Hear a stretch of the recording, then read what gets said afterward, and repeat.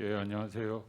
예, 여기는 그 세션 B3 중남미 생태환경 위기와 그 대안 세션입니다. 예, 저는 오늘 좌장을 맡게 될 전북대학교 스페인 중남미 연구소의 이상현입니다. 예, 오늘 저희 세션은 지금 세 분의 발표자와 세 분의 토론자가 있습니다.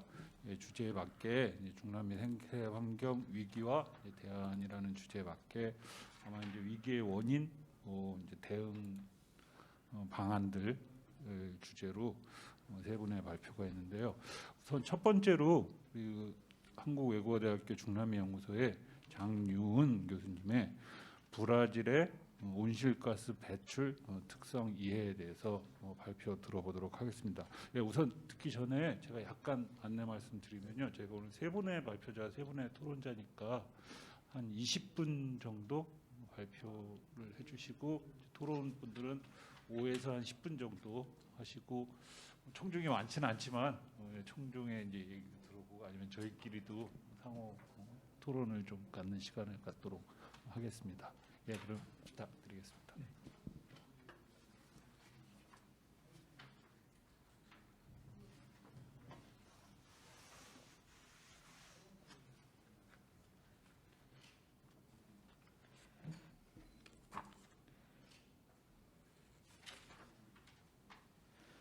네, 안녕하세요. 저는 한국외대 중남미 연구소에서 환경과 기후 분야를 연구하고 있는 장유운입니다. 오늘 제가 발표할 내용은 브라질의 온실가스 배출 특성에 관한 주제입니다. 제가 이 발표를 준비하게 된 계기는 올해 5월부터 있었던 국제학술대회에서 처음 상파울루 주에서의 그 에너지 전환, 상파울루 주 같은 경우에는 그 자동차 연료로서 바이오 에탄올 많이 사용하는데요. 지금 이 당시에 제가 발표했던 내용은 지금 전 세계적인 추세, 전기 자동차로서의 에너지 전환이 필요하지 않겠냐라는 발표를 했고, 그 토의 과정에서 이제 브라질 정부의 전체적인 기후가 어떤 정책을 갖고 있는지에 대한 연구도 필요하다라는 의견도 있었고, 그런 의견을 반영해서 제가 그 6월 달에 또 브라질 기후변화 정책에 대한 발표를 해봤습니다. 그래서 이때 제가 연구 결론 내린 것은 브라질 기후 변화 그 정책에서는 국제 협력이 매우 중요하다라는 것을 알게 됐고, 그 이유는 이제 브라질에서의 그 기후 변화 요소가 보통 다른 국가와 같이 에너지보다는 어떤 자연 환경에 의해서 영향을 받기 때문에 그런 특성이 있었다는 것을 보게 되었고, 그래서 오늘 발표는 이렇게 기후변화에 영향을 미치는 요소가 과연 다른 국가와 어떤 차이가 있는지, 배출 원에 대한 얘기를 해보고, 그리고 정책과 그리고 어떻게 브라질 정부는 노력을 하고 있는지, 그리고 국제적으로는 어떤 협력이 필요한지에 대한 얘기를 제안을 해볼까 합니다.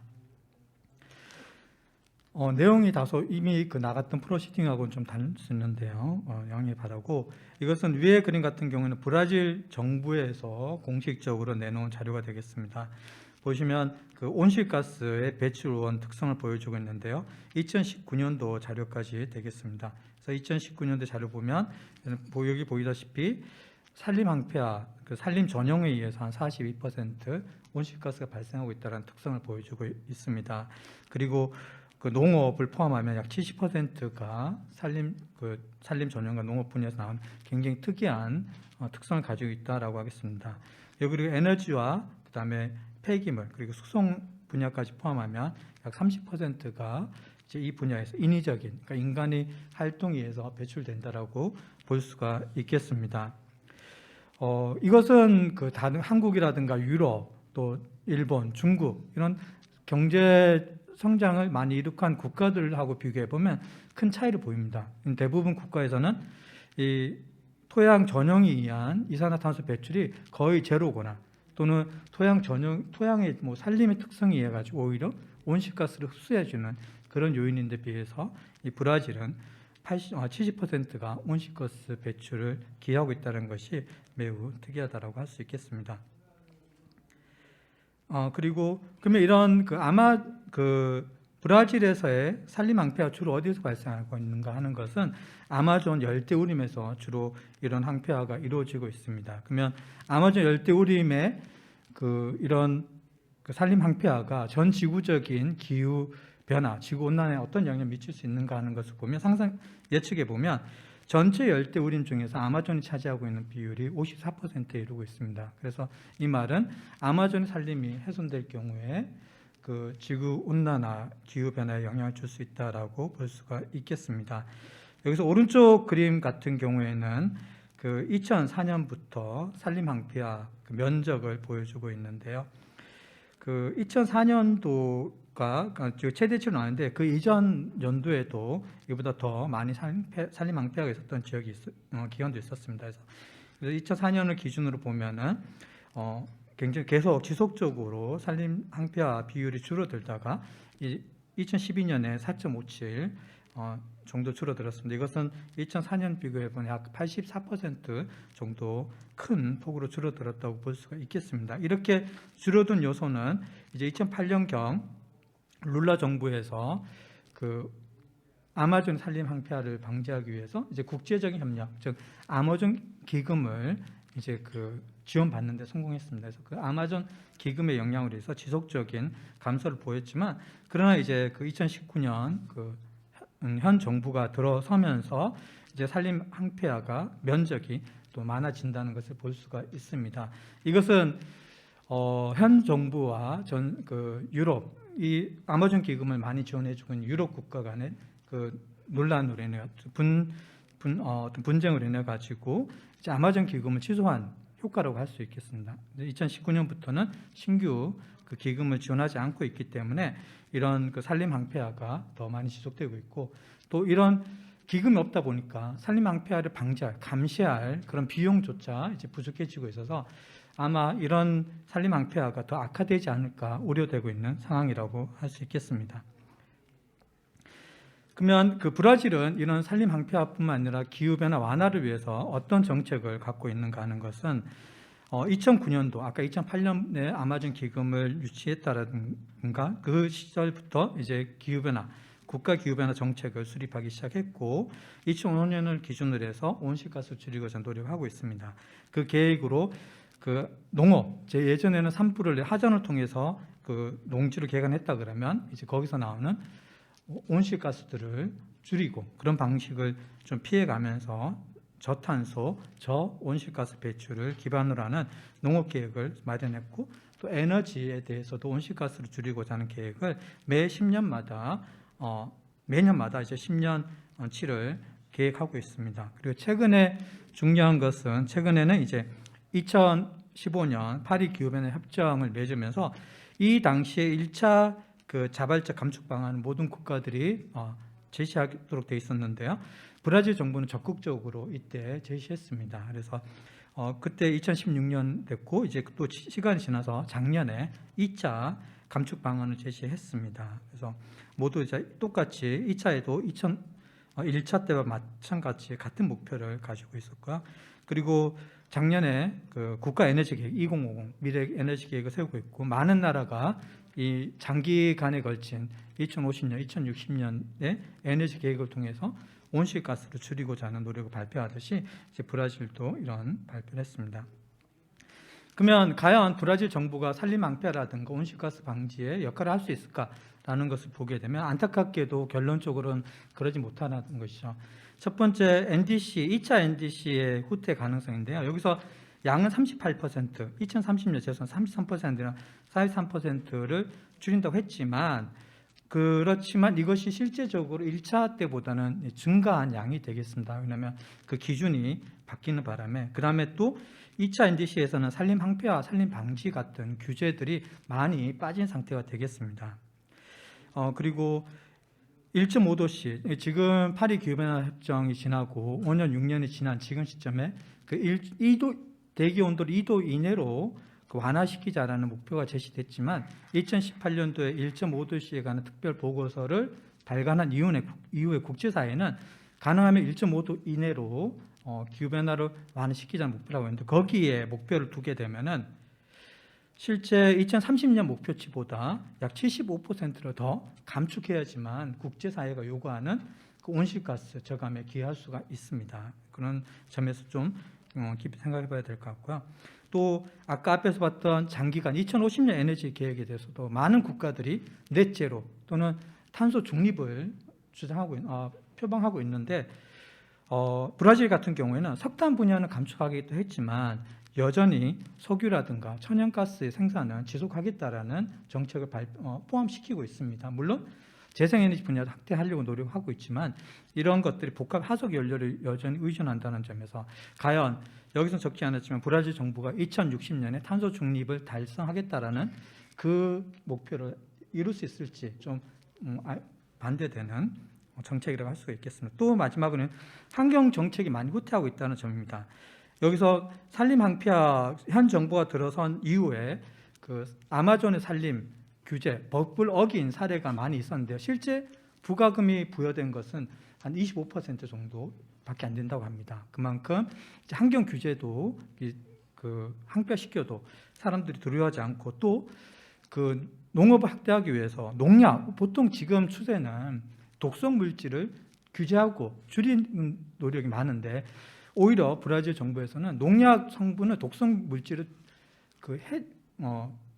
품목을 줄여나가는 그런 상황에 있습니다. 이것은 인디오라든가 농업하는 농민들, 그다음에 생태계에 큰 영향을 미칠 수 있기 때문에 어떤 환경 정책의 후퇴라고 볼 수가 있고, 그리고 환경부 장관이 말하기는 또 산림이 항폐화된 지역을 복원할 필요는 없다라고 말하듯이 현 정부의 인식이 좀 많이 후퇴되어 있지 않는가라는 것이고, 또 아마존 기금이 중단됐기 때문에 이런 산림 항폐화 아까 말했듯이 그 감시가 소홀해지고 그럼으로써 더 산림 항폐되는 이런 문제가 발생하고 있다라는 것이죠. 그래서 그럼 이렇게 우려되는 상황, 그 브라질 아마존의 산림이 점점 그 항폐화되면 어떤 영향이 있는가 하는 것은 크게 네 가지 형태를 볼 수가 있는데요. 여기서 나오는 그 산림과 아마존 산림, 열대우림과 대기, 토양, 여기에 어떤 그 화학적인 순환, 이런 순환들이 보면 CO2나 메탄, 아산화질소 이런 것들이 있는데 이런 것들이 산림이 항폐되면 대기로 많이 배출된다는 사실이죠. 이런 것들은 지구온난화에 바로 또 가속화시키는 물질이 기여하기도 합니다. 또 산불이 많다 보니까 빛이 블랙카본, 검댕들이 많이 배출됨으로써 또 에어로졸이 발생할 수 있고요. 그 다음에 또 증발산, 산림이 줄어들고 또 점점 더워지다 보니까 나무들이 수분을 잘 배출하지 않습니다. 그런 문제들이 발생할 수가 있고, 그래서 지금까지 산림 벌채가 그 스코어 팀에서 연구한 자료에 따르면 이 산림 벌채로 인해서 현재까지 전 지구적인 복사 강제력, 강제로 지구를 덮게 한 그 기여율이 한 4% 정도 이 아마존 열대우림이 기여하고 있다라고 평가하고 있습니다. 그리고 이제 강수량의 변화가 예측되고 있는데요. 여기 그림을 보면은 X축이 산림의 항폐화율입니다. 산림의 항폐율인데 그 4개 그림인데 A, B, C, D가 있는데 이것은 이제 모델링을 할 때 면적을 얼마만큼 기준 잡냐에 따라 다른데 특징적인 것은 이제 산림 항폐율이 증가하면 증가할수록 강수량이 감소하게 된다는 이 빨간색 형태의 공통적인 특성을 보여주고 있습니다. 그래서 아마존 지역에서 강수량 변화, 기후변화, 산림 항폐화가 이루어지면 이런 강수량의 변화가 이루어지고 되고, 또 젠프 팀뿐만 아니라 여러 팀들이 최근에 얘기하고 있는 것은 아마존 산림 자체에서 아마존의 강수량의 한 25%에서 50% 정도 만들어지고 있다는 것이죠. 주로 우리가 알기로는 아마존 산림의 강수가 대서양에서 유입되는 것으로 알고 있죠. 물론 그게 가장 큰 기여를 하지만 아마존 자체 내에서 증발산에 의해서 그런 그 강수량이 있는데, 만약 지금처럼 건조해지는 시기가 많아지면 그래서 그 빙하기만큼 건조해진다 그러면은 아마 그 10에서 13% 증발산량이 줄어들지 않겠냐라고 평가하고 있습니다. 그래서 그럼 이런 열대우림이 많은 책에서도 보면 책이라든가 문헌에서 얘기하고 있는데, 또 우리나라 대한민국 정책 브리핑 홈페이지에 들어가 보면 지구 온도가 1도, 2도, 3도, 4도, 5도일 때 어떤 영향을 주는가라고 했는데 거기서 3도만 되더라도 지구 온도가 3도 이상 상승할 시에는 아마존 열대우림이 파괴될 수 있다라고 얘기하고 있습니다. 그래서 그 온도가 아주 많이 남은 것 같지만 2050년, 2100년 이 시기에 어쩌면 3도 이상 도달할 수도 있기 때문에 우려할 만한 상황이라고 볼 수가 있고요. 또 여기서 그림 그다음에 이제 극심한 그 가뭄이라 건기 또는 홍수가 발생할 수 있다라는 점인데요.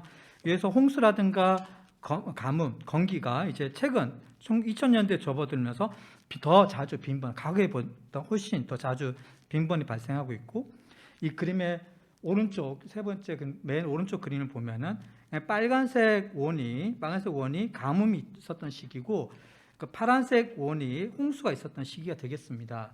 근데 빨간색 원이 있었던 시기 보면 이 시기는 엘니뇨가 아주 강했던 시기가 되겠습니다. 즉 엘니뇨가 있게 되면 가뭄이 올 가능성이 있고, 여기서 파란색이 있는 시기는 라니냐가 있었던 시기가 되겠습니다. 근데 최근에 안타깝게도 우리가 기후변화의 원인인지 모르겠지만 100년마다 슈퍼 엘니뇨가 온다고 얘기하지만 최근에는 뭐 그 빈도가 10년마다 한 번씩 굉장히 많아지고 있고 더 강해지고 있습니다. 그래서 이런 것이 또 그 마렌고 팀의 자료에 따르면 엘니뇨 기간도 한번 오게 되면 이 건기 기간도 그 증가하고 있고 점점 늘어나고 있다라는 특성을 보여주고 있기 때문에 이런 그 엘니뇨가 또 그 산림 항폐로 인해서 지구 온난화가 되고 엘니뇨에 의해서 또 다시 산림이 항폐화되는 이런 자연적인 문제로까지, 옛날에는 인위적인 문제라 그러면 자연적인 현상까지도 영향을 미칠 수가 있다. 그래서 이런 대먹인 자연 피드백에 의해서 자연적으로 항폐화되고 있는 것을 우려할 수가 있고, 그 다음에 티핑 포인트라고 우리가 많이 우려하고 있는데요. 티핑 포인트 하면 많은 분들이 생각하기에 많은 문헌에서 북극의 해빙이 녹았을 때를 티핑 포인트 중에 하나로 얘기합니다. 그래서 이 오른쪽 그림 보면 북극의 해빙인데, 제가 자료를 좀 프로시딩 나왔던 거 좀 다르게 더 많이 준비한 점 바로 뒤에 슬라이드를 보시면 되는데요.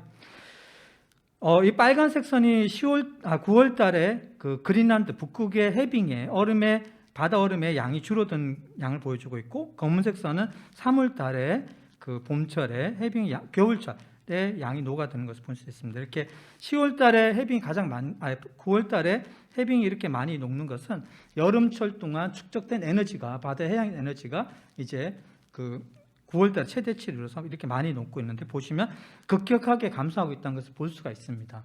이것은 어떤 연구에서는 2050년 되면 아마 북극의 여름철 해빙이 완전히 사라질 수 있다라고 경고하기도 하고 있습니다.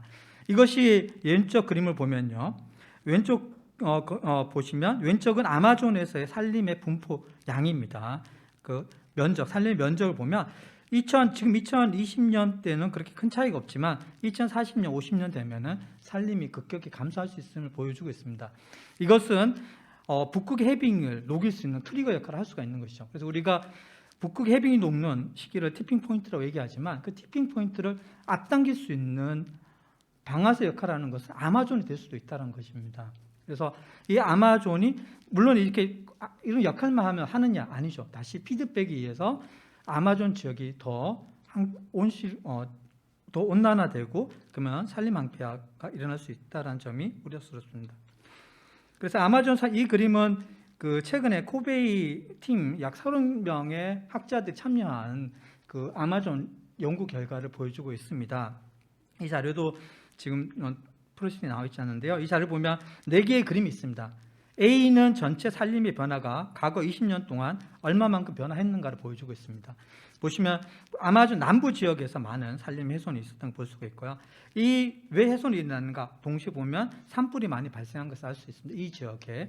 그 산불이 난 후 또 다른 특징은 무엇이냐면, 이 산불이 많이 난 지역에 농업과 목축이 집중적으로 이루어지고 있다는 것을 볼 수가 있습니다. 그리고 이런 사람들이 모이다 보니까, 농업과 목축하다 보니까 또 댐 건설도 이 지역에서 많이 발생하고 있다는 것이 이 30명의 학자들이 리뷰를 통해서 지금까지 연구의 자료를 가지고 발표한 자료가 되겠습니다. 그래서 이런 것이 결국은 인위적으로 나온 요소에 의해서 홍수, 가뭄 이런 수산의 변화가 이제 급격히 영향받고 있지 않나라는 것이고, 또 여기서 더해가지고 최근 기후 변화로 인해서 심각한 수준의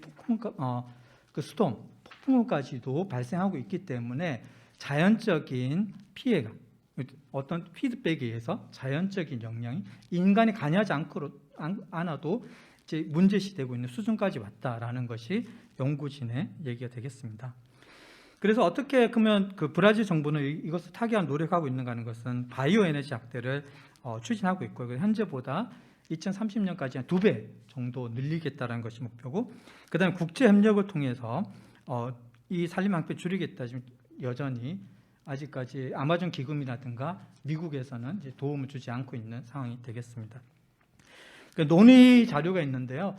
이것은 바이오에탄올이 과연 그러면 중요한 역할을 할 수 있겠는가 하는 것인데, 제가 생각하기에는 이 바이오 에너지가 이 그림에서 보면 가솔린보다 굉장히 많이 사용되는 것을 볼 수가 있습니다. 그렇지만 그 일부 연구에서는 바이오 에너지 오염 물질이 가솔린보다 훨씬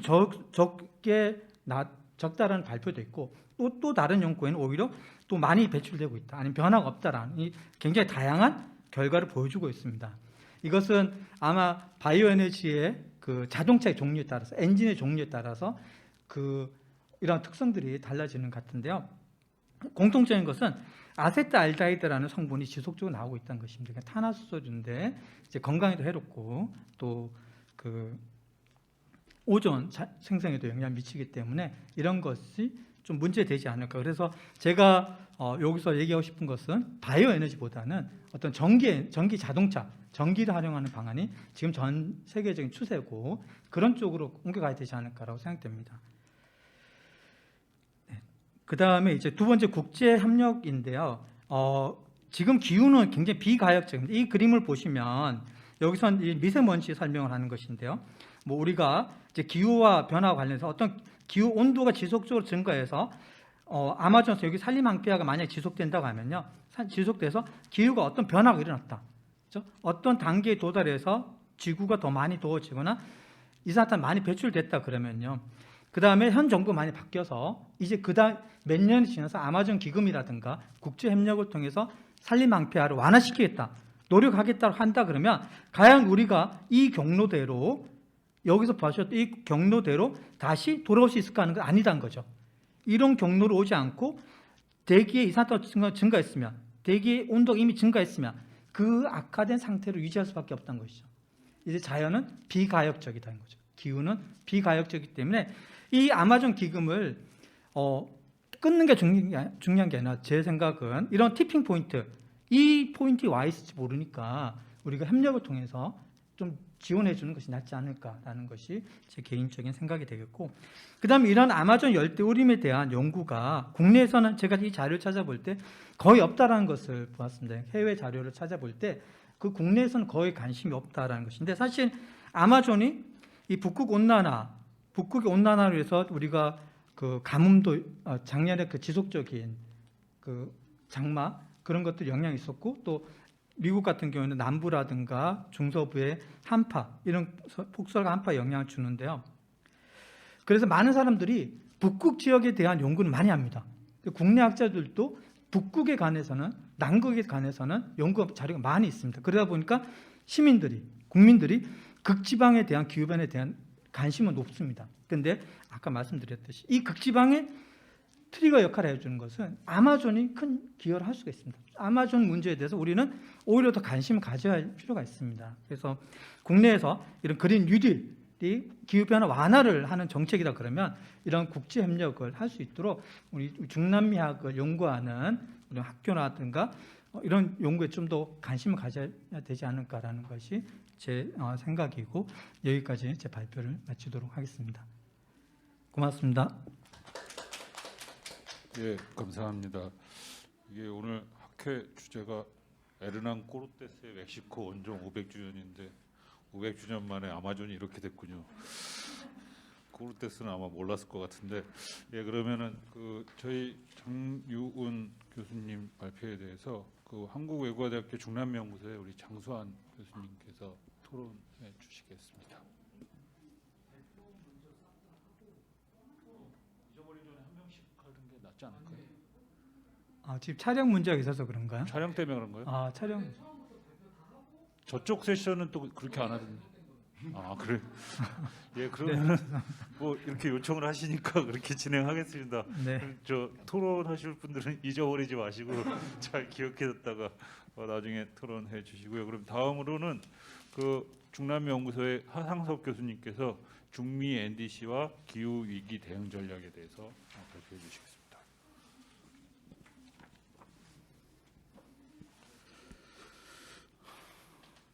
네, 안녕하십니까. 방금 소개받은 중남연구소의 하상석입니다. 이상현 교수님 좀 오랜만에 뵙는 것 같습니다. 저는 발표 주제가 방금 정현 교수님 발표하셨던 브라질의 문제였다면 지형을 좀 중미 쪽으로 옮겨서 중미 지역의 기후 위기 문제들과 중미 국가들의 이 기후 위기에 대한 대응 방안들, 그다음에 이런 문제에 대해서 국제 협력의 필요성을 주제로 발표를 하도록 하겠습니다. 제 발표의 문제 제기는 중미 국가들이죠. 가장 빈곤한 국가들로 알려져 있고 인당 GDP가 얼마 안 됩니다. 남미 국가들과 비교해서 굉장히 열악한 그런 저발전된 경제 상황들이 있고요. 코로나 국면에서 더 심각한 위기들을 맞고 있는 상태이고 겹쳤습니다. 많은 부분 지금 2020년 기점으로 해서 기후 위기, 보건 위기, 경제 위기 이런 것들이 사실은 이 트리플 크라이시스라고 하는 이름에서 많은 국제사회의 어텐션들을 받고 있는 지역이 중미 국가들입니다. 그래서 이 중미 국가들이 당면한 보건 위기도 있고 경제 위기도 있지만 직간접적으로 영향이 있는 기후 위기 또는 기후 위기에 대한 어떤 취약성 이런 것들에 대해서 중미 국가들의 국가 전략은 무엇인가 그들을 좀 살펴보고요. 그다음에 NDC 말씀하셨죠. 탄소 저감 자발적 국가 기업 오른쪽에 NDC를 잠깐 설명을 화면에 보시면 해놨는데 이제 2015년에 파리 기후 협정 이후에 각 개별 국가들이 어떻게 하면 탄소를 저감할 것인가에 대한 국가 계획들을 UNFCC에 보고를 했고요. 이게 이제 2015년 1차, 2020년 작년이죠. 2차 보고서를 통해서 국가의 대응 전략들, 특히 가장 기본적으로 이 기후에 대한 적응 분야, 그다음에 완화 부분, 이 두 부분을 기점으로 해서 국가 정책들을 만들어 보고 있고요. 이것들을 실천하기 위해서 굉장히 많은 노력들을 하고 있는 것 같습니다. 그래서 이 부분에서 두 번째 제가 관심이 있었던 것은 과연 NDC로 제출한 이 보고서 안에 중미 국가들의 개별 국가들의 다양한 어떤 정책이라고 하는 것들이 어떻게 구성되어 있는 것들인가, 특히 이제 기후 가버넌스라고 하는 용어를 통해서 좀 설명을 해볼 것 같고요. 현 정부뿐만 아니라 미국의 바이든 정부가 들어서서 중미 지역에서 올라오는 여러분 잘 아시는 카라반이라고 하는 이게 이제 불법 이민이기도 하고요. 기본적으로 보면 이제 그런 문제들이 사실은 몇몇 기후 사회학자들 입장에서 이게 기후 난민이다라고 지칭을 하면서 굉장히 국제적인 협력이 필요하다라고 하는 입장에서 바이든 행정부, 그다음에 현 문재인 정부 또한 중미 지역에 굉장히 많은 특히 이제 기후 관련해서 다양한 국제 협력 사업들, 특히 한중미 그린 뉴딜 뭐 이런 용어들이 나오고 있는 이런 상태들에서 과연 이 지역에 안고 있는 이런 기후 위기 취약성 문제들을 우리가 좀 면밀히 파악을 해서 가장 먼저 협력 사업에서 우선적으로 적응해야 되는 분야가 뭔가 이런 부분에 대해서 좀 설명을 드릴까 합니다. 대부분이 이제 그 기후 정책 우선 평가라고 하는 이 지표들을 되게 이제 기후 전문가들은 아무래도 이제 정책이기 때문에 기본적으로 어느 부분에 가장 먼저 협력 사업들이 들어가야 되는 것들을 고민하거나 평가를 할 때 대부분의 이제 일반 정책 평가 지표하고 기후 변화라고 하는 특성들을 감안해서 기후 변화 특성 관련된 정책들을 이렇게 우선순위 평가를 할 때 지표로 삼아서 연구들을 하고 있는 것 같습니다. 그래서 특히 이제 기후 변화 특성을 어떻게 우리가 분석을 할 것인가 보면 대부분이 한 3가지 정도, 기후 위기에 얼마나 취약한가 그 지역이, 그다음에 기후 정책이라고 하는 것도 어떻게 탄탄하게 되어 있는 것들인가, 그다음에 기후 정책을 통해서 경제 사회적으로 효율성을 확보할 수 있는 것들인가, 이런 3가지 분야에서 평가들을 우선순위 평가들을 하고 있는 것 같고요. 그래서 조금 분류를 해보면 이렇게 됩니다. 기후 변화 위험성, 취약성 부분들이죠. 피해 발생이라든지 피해 규모, 발생 시점 이런 것들이 취약성 평가에서 굉장히 중요한 지표가 되겠고요. 기후 정책들 보게 되면 얼마나 형평성을 갖고 있는 것들인가, 그다음에 기후 가버넌스에서 특히 이제 참여 가버넌스 정책을 결정할 때 이런 기후 취약성 계층들이나 그룹들 또는 그죠 관련돼 있는 이 액터들 예를 들어 얼마나 참여시킬 것인가 이런 문제들 민주성으로 얘기를 하고요. 그다음에 기존 정책과의 부합성이라든지 그다음에 효율성 부분에서 보면 경제적 효율성, 그죠? 비용 효율성, 사회적 편익, 비용 편익 구조에서 되게 경제학자들이 특히 이제 기후 경제학자들이 이런 부분은 많이 분석들을 개량적으로 하고 있고요. 파급 효과들이 있습니다. 인식의 전환인지 기후 문제에 대해서 어떤 교육 프로그램을 만들어냈는지 정규 과정에 기후 위기에 대해서 예를 들어서 심각성을 교육 프로그램을 만들어서 자 이런 것도 이제 효율성 분야에서 우리가 지표로 삼아서 얘기할 수 있는 부분들인 것 같습니다. 그래서 대부분이 이런 지표들을 가지고 그 지역에 특별한 지역에 이 기후 위기라고 하는 것들, 그다음에 정책이라고 하는 것들 어떻게 우선순위 갖는 것들인가에 대해서 평가를 하는데요. 제가 주목해서 보는 부분은 이 중미 지역에서 특히 중미 지역뿐만 아니라 라틴 아메리카 전체 많은 국제기구들이 지금 현재 이구동성으로 얘기하는 것들이 기후변화 취약성에서 가장 중요하게 다루는 게 농업 부분이다라고 얘기를 합니다. 이 라틴 아메리카 전체 농촌 인구의 22% 차지하고 있고요. 총 GDP의 5%, 그다음에 고용의 19%가 사실은 이런 농업 부분에서 발생하기 때문에 취약해진 예를 들어서 기후변화로 인해서 이 부분이 굉장히 많이 타격을 받고 있는 상황이다라고 하는 보고서들이 있고요.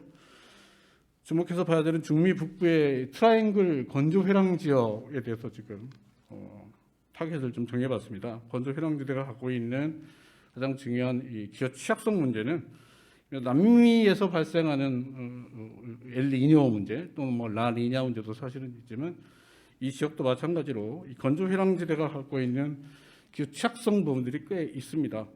유엔은 이미 이 지역을 갖다가 세계에서 기후변화 영향에 가장 취약한 지역 중 하나로 지정한 바 있고요.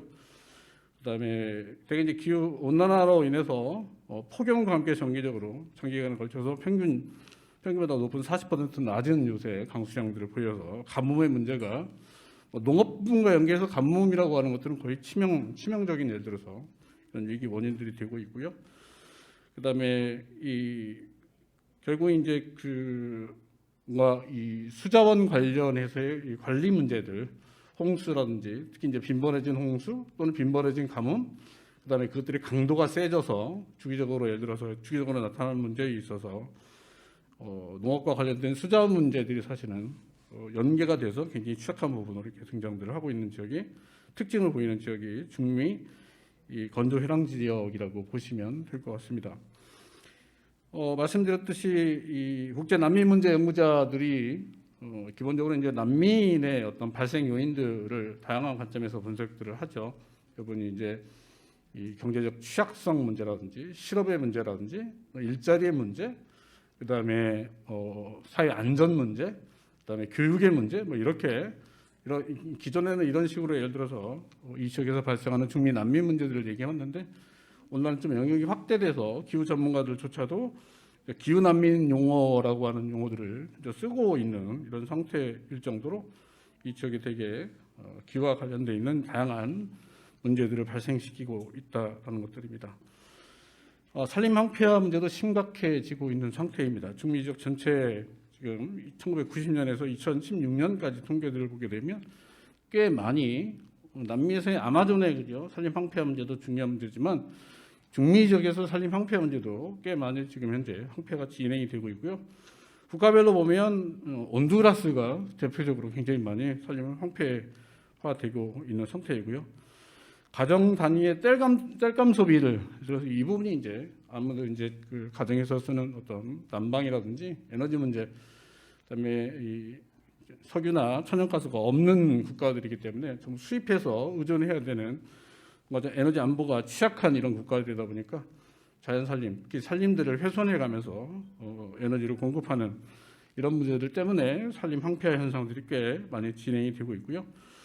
그래서 이 몇몇 국가들 보면 산림 분야 적응 정책에서 특히 온두라스 같은 경우 가장 많이 지금 산림 황폐가 됐기 때문에 2030년 이전에 100만 헥타르의 산림을 조성 또는 재조림하겠다라고 지금 현재 그 온두라스 개별 국가가 유엔에 제출한 NDC 보고서에 담을 정도로 산림 황폐화 문제는 이 지역에서 또 다른 굉장히 큰 문제이고요.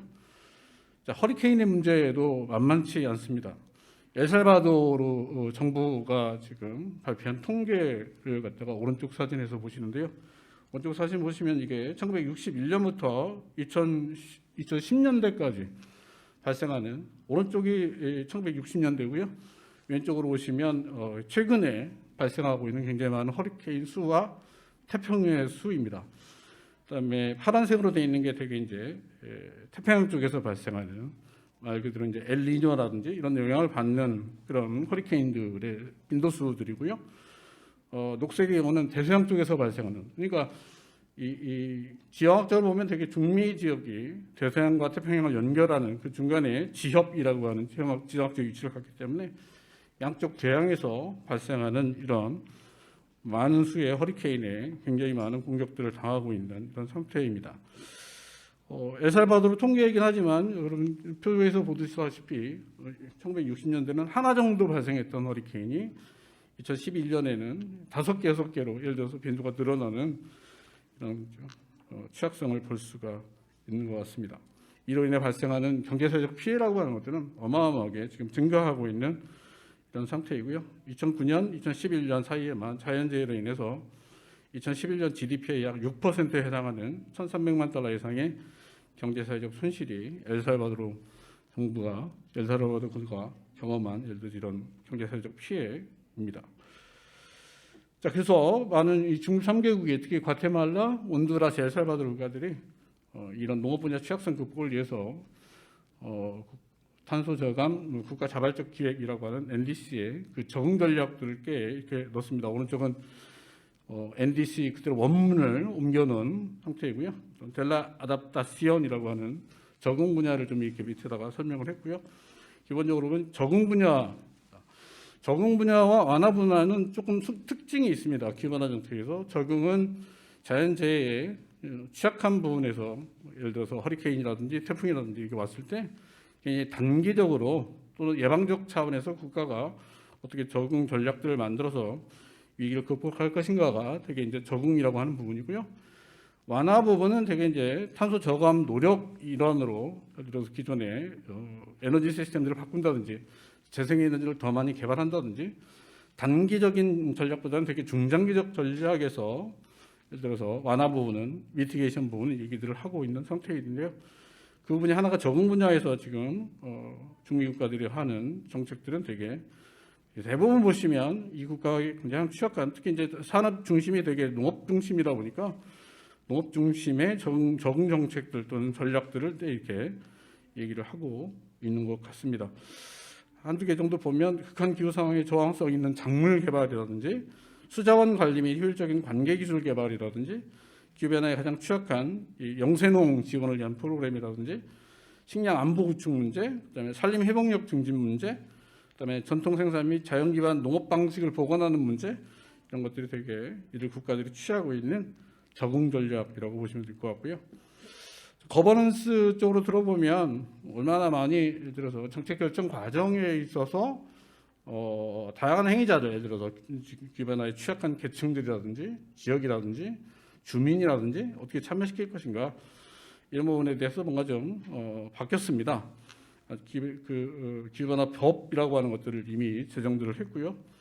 그다음에 정부기관은 물론 민간 부분들, 대학이라든지 원주민, 농민, 그다음에 비정부기구들을 전부 다 이 기후변화 정책들을 만들어내는데 굉장히 중요한 정책 결정자들로 사실은 참여시켜야 된다라고 하는 것들을 제도화시켜서 하고 있는 상태들고요. 마지막으로 좀 인권의 문제, 성평등 문제, 원주민의 권리 문제, 이런 것들과 연계해서 이 기후변화는 사실은 다뤄야 된다라고 그들이 지금 제도화시킨 기후변화 기본법 안에 사실은 다 녹아 있는 이런 상태들입니다.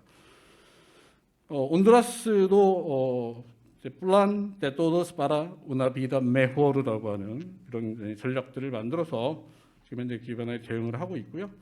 기후변화 국가 적응 계획이라든지 실행 계획이라든지 그다음에 농촌 개발을 위한 농업법이라든지 기존에는 있지 않았던 이런 기후변화 위기에 대응하기 위한 이 제도들이 꽤 마련이 되어 있는 이런 상태이고요. 그래서 기후변화 취약성에 노출되는 조건이 다양하며 서로 상이하다는 인식하에 특히 성인지적 관점에 근거해서 기후변화에 대응하며 저탄소 사회로의 전환 과정에 있어서 근본적인 변화의 주체로서 여성의 역할이 적극적으로 필요함을 이 NDC 보고서에서 2016년에 제출한 온두라스 NDC 보고서에서 이렇게 나와 있는 이런 상태들입니다. 뭔가 정책 결정 과정 참여의 행위자로서 예를 들어서 기존에는 뭐 엘리트 중심으로 사실은 이런 정책이 이루어졌다면 기후변화 대응에서만큼은 사실은 다양한 기후변화 취약계층이라든지 이런 부분을 좀 확대해서 넓혀서 참여를 갖다 보장하고 있는 이런 거버넌스 체제로 이행이 되고 있는 이런 상태들입니다.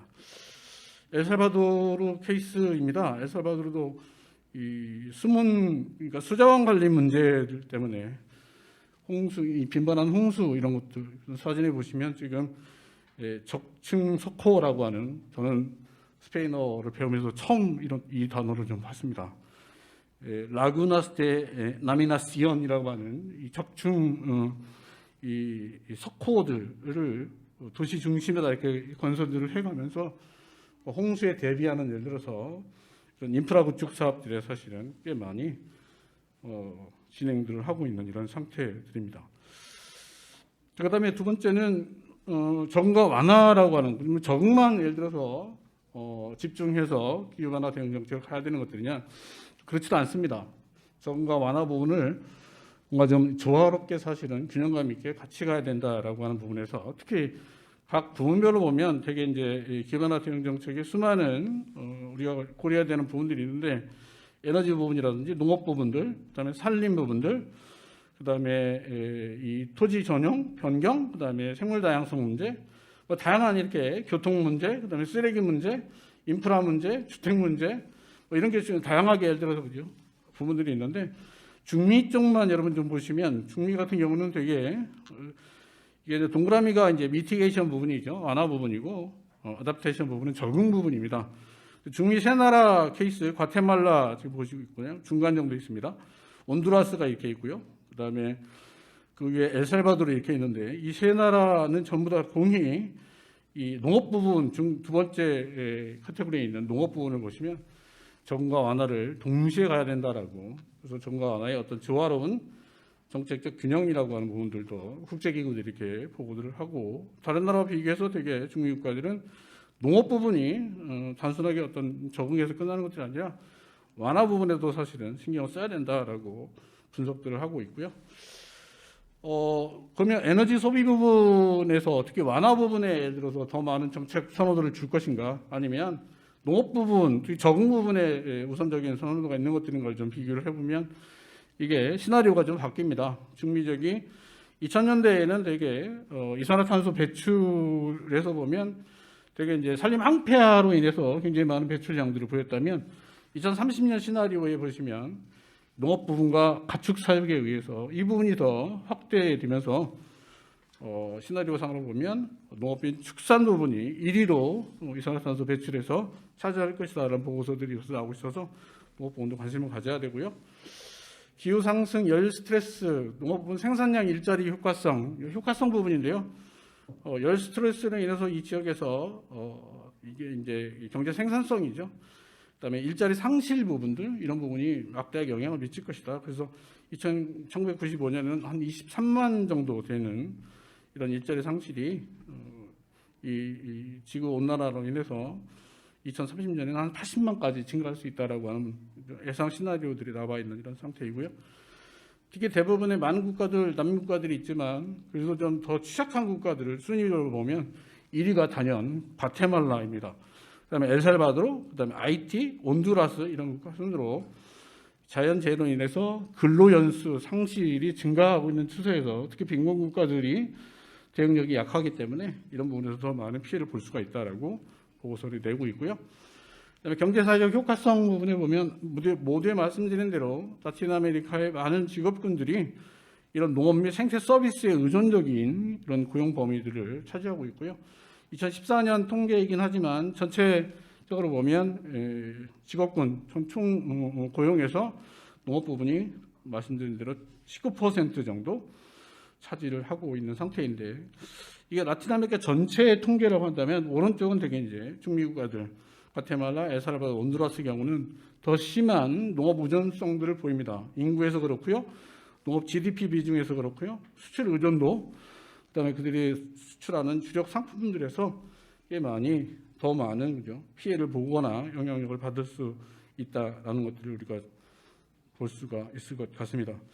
그래서 마지막으로 제가 말씀드린 것들은 지금 현재 한중미 그린 뉴딜 이렇게 얘기를 하고 있는데, 특히 이제 농업 부분, 적응 부분에 대해서 뭔가 좀 국제 협력의 우선순위들을 사실은 쳐야 되는데, 이게 좀 어려운 과제들입니다. 대한민국의 산업 구조와 중미 지역의 산업 구조가 꽤 다르기 때문에 이것들 매칭하기가 굉장히 힘들 것이다라고 하는 부분에서 어렵고요. 그다음에 모두에 말씀드린 정책 평가라고 하는 부분에서 이들이 이미 뭐 거버넌스라든지 아니면 기후변화 관련된 수많은 제도들을 만들고 있지만, 만들어진 제도를 어떻게 효과적으로 이행할 것인가라고 하는 것들은 또 의문점을 좀 두고 있습니다. 몇몇 국가들, 코스타리카 같은 국가들은 꽤 이런 부분의 정책 이행, 특히 기후변화 정책 이행은 잘 하고 있지만, 중미 국가들 경우는 예산 문제라든지 인력 문제들, 기술적 문제들 이런 것들이 좀 있어서 제도 자체로 끝나버리는 게 아닌가라고 하는, 예를 들어서 이런 문제들이 있고요. 그다음에 모두에 말씀드린 그린 ODA라고 하는 것들, 지금 현재 한국 정부나 아니면 외교부에서 하고 있는 것들, 이런 부분에서 현재 한국이 잘하고 있는 대기라든지 수질, 그다음에 후재 쓰레기 문제, 그다음에 환경산업 중심의 예를 들어서 이런 그린 ODA 사업들이 만들어지고 있는데, 점차적으로 특히 중미적 같은 경우는 적응과 농업이라고 하는 기후변화 우선 문제들이 사실은 있기 때문에 이런 부분을 좀 고려해서 이쪽 분야에 좀 집중된 어떤 새로운 그린 ODA 사업들을 만들어내야 되지 않을까라고 하는 생각들을 해봅니다. 이상 마치겠습니다. 그렇습니다. 예, 수고하셨습니다. 마야 일부 공동체 같은 경우 허리케인 같은 급격한 기후 변동으로 공동체가 멸망하고 이런 사례도 있었는데, 역시 중미 국가들은 기후로 시작해서 국가 발전 전략 전반으로까지 논의를 안 할 수가 없는 것 같습니다. 예, 그러면은 저희 세 번째로 중남연구소의 이미정 교수님께서 순환 경제와 브라질의 과제를 라는 주제로 발표해 주시겠습니다. 한 35분까지 부탁드리겠습니다. 가능하실까요? 여기 있다고 그랬는데.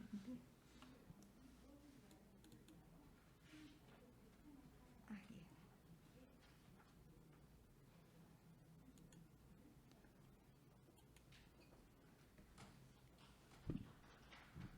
네, 안녕하십니까. 저는 중남미 연구소의 이미정이라고 합니다. 저의 오늘 발표문의 주제는 이제 순환 경제와 브라질의 과제에 대해서 하려고 합니다. 여러분들 좀 순환 경제라는 것이 어떤 것인지 좀 생소하다고 생각하실 겁니다. 그래서 잠깐 순환 경제에 대해서 설명을 하고 그 전반적인 어떠한 테두리를 여러분들한테 소개를 하려고 합니다.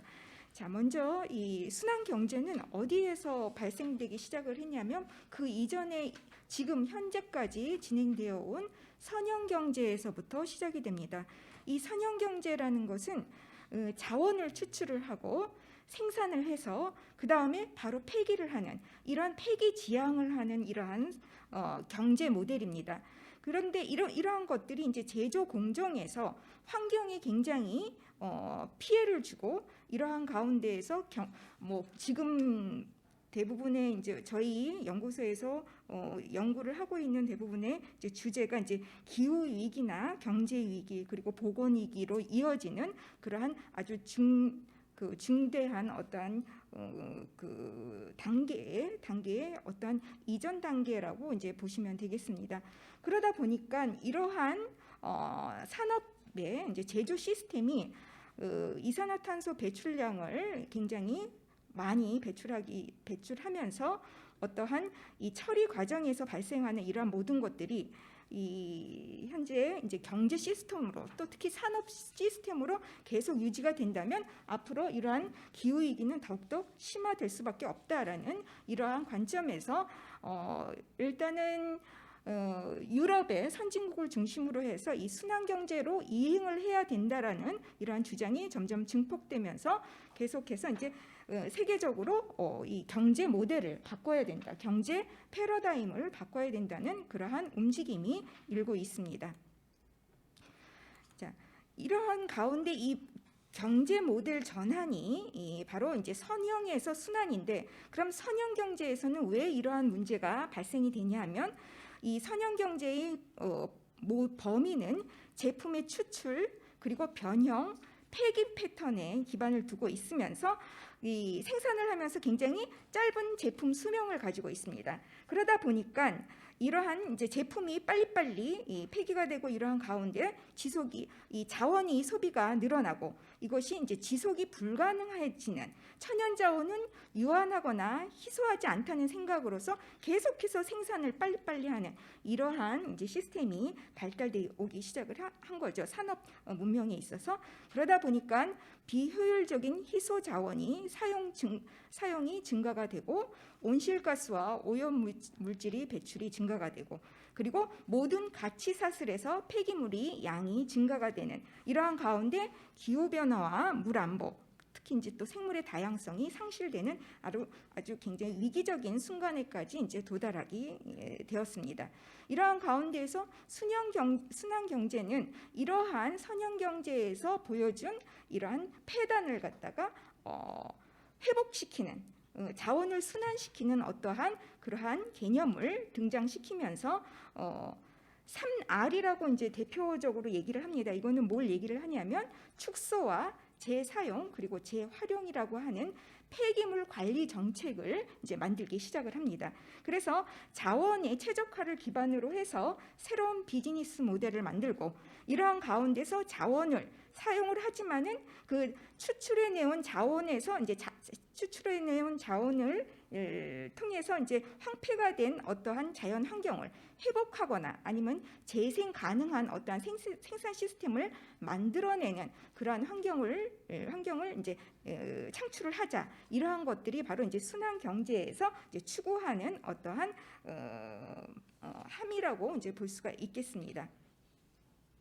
이러한 가운데 이러한 이 생산과 이 생산 차원에서도 그렇고 소비에 대한 패러다임을 이제 전환을 시켜야 되는데, 이것이 어떠한 측면에서 어떠한 이제 요소를 통해서 이것이 가능하냐면 바로 디커플링에 의해서 가능하다고 이제 설명을 합니다.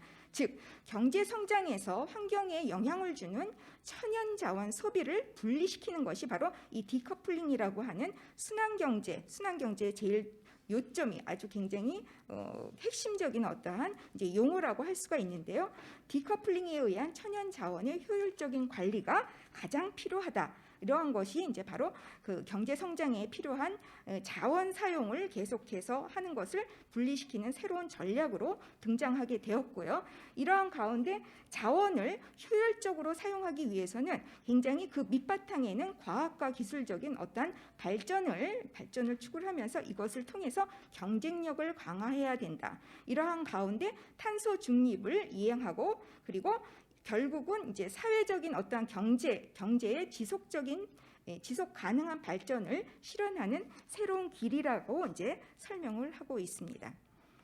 자, 그러한 가운데 우리가 일반적으로 이러한 이 순환 경제 시스템을 이제 주장하게 된 지역들은 먼저 이제 유럽 연합에서 이 지역 이러한 순환 경제를 굉장히 많이 확산을 시키고 있는데요. 특히 이 순환 경제에 관한 이 정치적이나 아니면 공공적인 논의가 시작된 것은 1980년대부터 시작이 됩니다. 여기서 이때는 이제 폐기물 관리에서부터 시작을 해서 당시의 목적은 환경 보호하고 이제 국민 건강부터 시작을 했는데, 이것이 이제 점점 시간이 지나다 보니까 이 유럽 연합 안에서만 이제 활용하던 것들이 이제 세계적인 차원에서 확대가 되다 보니까 이러한 것들을 조금 보완해서 이제 2000년대에 들어서서 좀 더 확장된 그러한 측면을 만들어내기 시작을 합니다.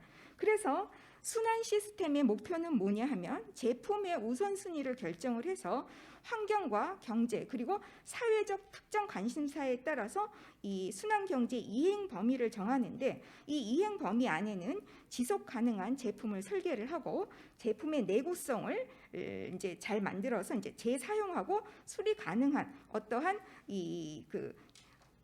어떤 이제 제품 수명 주기를 연장하는 이러한 차원에서 생산을 해야 한다라는 그러한 이제 목표를 가지고 있습니다. 또 특히 자원을 이용을 하는 것을 갖다가 단지 이제 자연에서 얻어지는 자원 그 자체를 새로운 자원을 이용하는 것뿐만 아니라 이미 사용되어진 자원을 계속해서 사용할 수 있는 그러한 차원에서 계속 순환을 시켜야 된다라는 이러한 시스템을 목표로 하고 있습니다. 그런데 이제 이것을 실천하기에는 굉장히 이제 정부를 중심으로 해서 이것을 이제 어떤 제도적인 차원의 목표를 이제 제도적인 틀을 만들어야 되고, 이 제도를 갖다가 이행할 수 있는 정부의 역할이라든지 정부의 역할에 따라서 또 사회에서 이제 국민들이 거기에 따라주는 이런 것들 실천력이 동반을 해야지 이것이 이제 가능한데, 일단은 이제 세율이나 감면이나 면제를 통해서 어떠한 연구나 혁신을 장려를 하고, 경제적으로도 이제 어떠한 기업들의 기회 창출이라든지 아니면은 비용을 축소하는 여러 가지 메커니즘이 이제 만들어지고 있습니다. 또 특히 이것을 위반하는 만약에 산업 주체들이 있다면 이것을 통해서 이제 환경 오염을 시키는 오염자 부담의 원칙이라든지 이러한 국가적인 규제 틀을 만들어서 생산자가 책임을 져야 되고, 그리고 이러한 가운데서 가치 보존을 계속해서 유지를 하고, 이러한 가운데 폐기물 관리라든지 아니면 유통 과정에서의 여러 가지 이제 원칙을 바탕으로 한 이제 국민 전체, 특히 이제 세계적인 차원에서의 어떠한 순환 경제의 틀을 확산을 시켜야 된다라는 것이 바로 이 원칙이라고 하겠습니다. 이러한 가운데서 이제 국가별로 이러한 순환 경제에 어떻게 보면 편입이라고나 할까요? 적응하는 이러한 관계가 굉장히 다양하게 일어나고 있는데요. 일단 이제 독일에서는 굉장히 많은 이제 발전된 어떤 시스템들이 나오고 있고요. 중국이라든지 칠레에서도 지금 굉장히 활성화되고 있는 추세에 있습니다. 이러한 가운데 이제 브라질의 과제는 무엇이냐면, 브라질에서는 지금 일찍부터 이제 규제 체제에 있어서는 상당히 많이 발전되어 있습니다. 특히 환경 정책에 있어서 세계적인 어떠한 회의가 있을 때마다 이제 브라질을 중심으로 해서 굉장히 많은 회의들이 열렸었고, 거기에 따른 이제 정부의 방침들도 만들어지고, 그러한 가운데 이제 제도적인 이런 수단들이 많이 만들어져서 이 브라질의 어떠한 제도적 틀이 상당히 많이 발전되어 있는 것을 볼 수가 있습니다. 그래서 순환성을 가지고 있는 이제 브라질의 제도적 범위에는 특히 이제 실질적으로 어떠한 이제 고용 폐기물이라든지 수자원이라든지 그리고 혁신, 기후 변화, 환경 보존이라든지 생물의 다양성, 이러한 여러 가지 이제 부분적인 어떠한 이 부문별 국가의 법률이 이제 마련되어 있습니다. 그래서 잠깐 이제 브라질에 적응하고 있는 어떠한 체계를 잠깐 소개를 하면, 이제 먼저 고용 폐기물에 있어서는 한 번 폐기된 물질의 재사용이나 2차 원료의 가치를 부여하는 이러한 국가적인 고용 폐기물 정책을 이미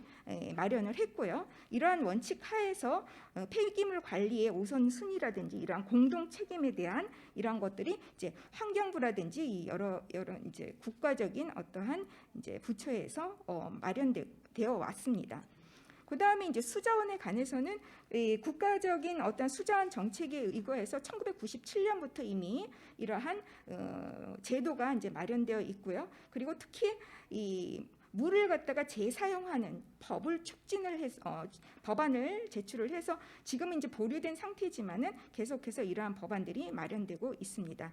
또한 이제 혁신에 관해서는 이 생명공학에 관계되는 어떠한 개발 정책을 제정을 함으로써 이 혁신적인 어떠한 비즈니스 창출에 기여하는 이러한 혁신적인 그러한 제도도 만들어가고 있고요. 그 다음에 이제 기후 변화에 있어서는 온실가스 배출량을 감축시키기 위한 어떠한 이제 법률이 이제 만들어졌는데요. 뭐 여기에서는 12187이라고 하는 어떠한 법률이 만들어졌는데 이것이 뭐냐 하면 기후 변화 완화와 이것을 적응하는 어떤 무분별한 이러한 그 산업 발전 체계를 갖다가 이제 완화시키는 이러한 여러 가지 이제 규제 정책들이 만들어져 있습니다. 단지 이제 이러한 것들이 이제 온실가스를 감축을 하고 브라질 뭐 아까 하상석 교수님도 말씀하셨지만은 국가 자발적 기여를 통해서 이제 파리 협정에 따른 새로운 완화 그리고 이제 온실가스 배출을 이제 축소를 시키는 여러 가지 이제 방침이 마련되어 왔죠. 그런데 이제 그렇게 하고 이제 환경 보존에 대한 어떠한 이 신산림법도 이제 마련이 돼서 어떻게 보면은 라틴 아메리카 국가들이 아까도 이제 발표자분들께서 말씀을 하셨지만은 대부분이 라틴 아메리카 국가들은 산업이 대부분 이 자원을 이용한 어떠한 농업이라든지 아니면은 광업을 기반으로 하는 이러한 생산에 바탕을 두다 수출에 바탕을 두다 보니까 이러한 환경의 오염이 굉장히 빠르게 진전된 아주 취약한 이러한 조건을 가지고 있습니다. 이러한 것을 바탕으로 해서 영구적으로 보존 가능한 어떤 보호구역을 마련하고 이 황폐한 지역을 갖다가 다시 재생하는 복구하는 이러한 움직임이 이제 환경 보존 정책에 의해서 이제 마련이 되어 있고요. 그다음에 이제 브라질의 이제 생물의 다양성에 대한 어떠한 생물 다양성법도 이제 마련이 되어 있습니다. 물론 이제 이것이 이전에 이제 일찍이 만들어진 건 아니고 2015년 이후에 만들어지면서 유전적인 유산에 대한 어떠한 접근이라든가 아니면은 전통적으로 이제 브라질의 뭐 원주민이라든지 이제 전통적인 어떤 지식에 대한 그리고 생물 다양성 보존을 위한 어떠한 지속 가능한 사용을 위한 어떤 그런 혜택 공유라든지 아니면은 그 전반적인 유엔 환경 및 개발 회의에서 서명된 생물 다양성 협약에 따르는 어떠한 그 범위를 같이 동반해서 같이 이제 실천하는 그러한 정책을 그러한 제도가 마련되어 있습니다. 단지 이제 이것이 이런 여러 가지 이제 브라질도 어떤 전반적인 그 추세에 그 환경 보존이라든지 재생에 굉장히 많은 어떠한 영향을 쏟고 그것을 추진하는 규제 툴도 만들었지만 중요한 거는 그것을 실천할 수 있는 어떤 능력이 가장 굉장히 중요한 거죠. 그것을 실천하고 또 국민들이 그것을 따르는 것이 굉장히 중요할 것이라고 봅니다. 그래서 저는 여기에서 이러한 규제들이 브라질의 순환 경제로 직접적으로 이제 구현되기 위해서는 사회 인식이 일단은 개선이 될 필요가 있고요. 그리고 이러한 규제를 정부에서도 단지 이제 법으로서 만드는 것만이 중요한 것이 아니라 이것을 실천할 수 있는 체계적인 어떤 메커니즘을 만들어서 따를 수밖에 없는 이런 것들이 이제 만들어져야 된다고 봅니다. 또 특히 이제 코로나 시대 이후에 빠르고 깨끗한 경제 회복을 위한 그러한 준비가 이제 필요하고 이러한 우리가 지금 에르난도 코르테스 멕시코 원정을 통해 본 이 문명의 대전환이라고 그러는데요. 저희는 이 경제 모델의 대전환을 통해서 라틴 아메리카도 이러한 어떤 이제 기반 경제적인 어떤 기반이 새롭게 만들어져서 그 이전에는 굉장히 약탈과 착취 이런 것을 중요시했던 어떠한 상업 문명과 그리고 산업 문명이었다면 앞으로는 생태 문명으로 전환을 하면서 이 생태 문명에서는 이전에 있었던 폐단을 좀 더 개선이 아니라 완전히 어떻게 할까요? 재생을 한다고나 할까요? 이것을 조금 더 다른 방향으로 전환을 시켜야 되는 그러한 위치에 그러한 방향이 제시되어야 되지 않나 그런 생각을 해봤습니다. 저희 발표는 여기까지입니다. 감사합니다. 예, 감사합니다. 순환 경제 이게 서큘러 이코노미 그런 거죠.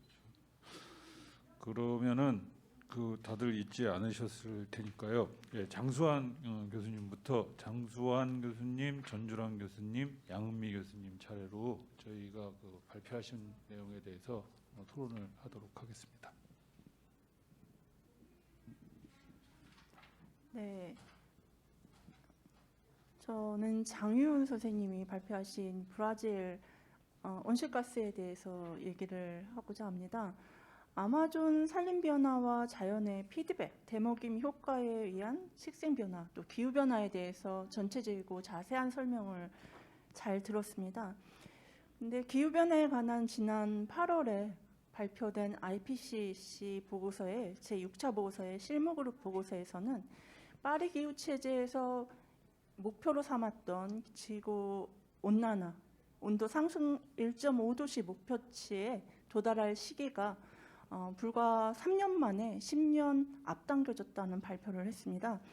2008년에 당시의 예측으로는 2030년부터 2050년 사이에 1.5도씨에 도달할 것으로, 그러니까 1850년부터 1900년도를 기준으로 2030년부터 1.5도씨에 도달할 것으로 보았지만 이번에 8월에 나온 보고서에서는 그 시기가 10년 앞당겨져서 2021년부터 올해부터 그 가능한 1.5도씨 온도 상승 목표치에 도달이 가능한 그런 시점으로 잡혀져 있습니다. 이것은 지구 온난화, 기후 변화가 과학적으로 정확히 예측하는데 얼마나 한계가 있는지를 여실히 보여줍니다. 이 10년이 앞당겨진 이런 변화들을 반영하려면 브라질뿐만 아니라 그 파리 기후 체제 내에서 국가 감축 기여 보고서를 제출하는 많은 나라들에서 기존에 제출했던 감축 목표가 다시 수정되어야 되지 않나 하는 생각이 들 정도입니다. 오늘 발표에서 교수님께서는 브라질에서 지금 바이오 에너지를 주로 사용하고 있는데요. 바이오 에너지에서 전기 에너지로 전환이 필요하다고 강조하셨는데요. 브라질은 바이오 에탄올 등 바이오 에너지를 통해서 온실가스 저감 효과를 보고 있다는 평을 들어온 것으로 압니다.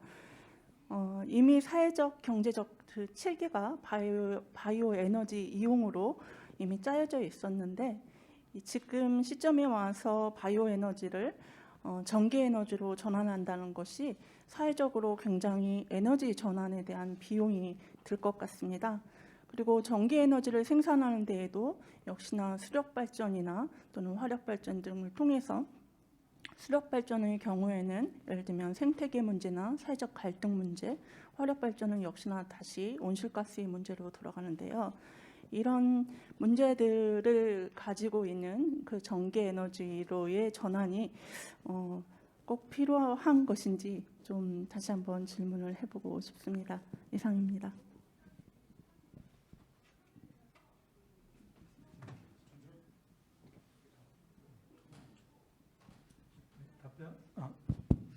네. 먼저 장소환 선생님 그 코멘트에 감사드립니다. 두 가지 코멘트를 해주셨는데 기후 변화와 그다음에 에너지 전환에 대한 말씀을 해주셨습니다. 그래서 기후 변화 같은 경우에 그 1.5도씨 그 예측이 많이 틀려서 앞당겨지고 있다는 것은 저도 오늘 들어서 놀라운데요. 그래서 그 지금까지 우리가 얘기했던 그 브라질 같은 경우에 아마존 산림 황폐화의 예측이 역시 많이 틀렸을 수도 있다라고 저도 생각이 됩니다. 그래서 그렇지만 여기에 지금 현재 아마존 산림 황폐화 평가하는 기술들을 보면은 단순하게 인공위성 자료를 활용하는 방식이 많이 채택됩니다. 그러나 인공위성 같은 경우에 불확실성이 크고요. 그래서 좀 더 세밀한 국제적인 협력 그런 연구가 필요하다라고 생각됩니다. 그래서 우리 한국 같은 경우 그린 뉴딜 정책을 시행하고 있으니까 어떤 그 현지 브라질과 협력을 통해서 좀 더 과학적인 체계적인 그 과정을 갖출 수 있는 기술 교류가 있었으면 좀 더 기후변화 완화에 기여할 수 있지 않을까 생각되고요. 두 번째 바이오 에너지의 그 전기 에너지 전환은 첫 번째 제가 이 에너지 전환이 필요하다라고 한 계기는 건강 측면이었습니다. 그러니까 2020년 코로나 시기에 그 상파울루시 같은 경우에 만약에 그 에너지 사용이 굉장히 저감되었잖아요. 그래서 오염물질 많이 줄었습니다. 그랬을 때 2020년 그 오염 물질 저감으로 인해서 조기 사망자가 얼마나 줄어들 수 있는지 봤더니 300명에서 350명 정도가 우리 흔히 얘기하는 자동차에서 나오는 미세먼지, 지수산화물로부터 조기 사망자 줄일 수 있었거든요. 역으로 생각하면은 우리가 그 코로나 시대가 지나고 새로운 시대가 왔을 때 역시 오염 물질을 바이오 에너지상에서 많이 배출한다 그러면 시민 건강에 또 다시 많은 조기 사망자들이 발생할 수 있을 거예요. 그래서 그 바이오 에너지가 그 기후변화 완화에 적용할 수 있다지만 실제적으로 시민들 건강을 고려한다 그러면 좀 사용하지 않는 게 바람직하지 않는가. 또 그 두 번째 전기 자동차로의 이행을 얘기한 것은 그 2016년 전 세계적으로 전기 자동차 100만 대 돌파한 이후에 올해만 해도 한 460만 대가 보급될 예정이고 또 2030년대는 한 보고서상으로 3천만 대가 매년 보급될 것으로 얘기되고 있습니다. 그러니까 미국 같은 경우에도 바이든 정부도 2030년 이후에는 이제 전기 자동차를 50% 이상 판매 자동차에서 확대시키겠다고 할 정도로 그 전기 자동차가 대세를 이루고 있고 또 중요한 것은 기술력이 향상되고 있다는 점이죠. 바로 충전과 관련된 기술력이 나날이 발전하고 있다는 사실입니다.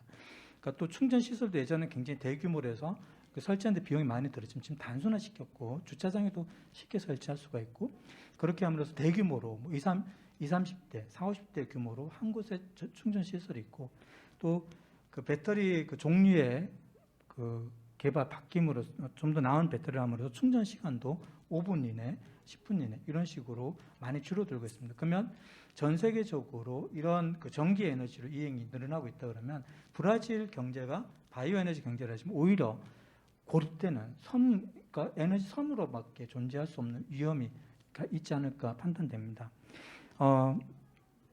그리고 또 아까 질문 중에 제가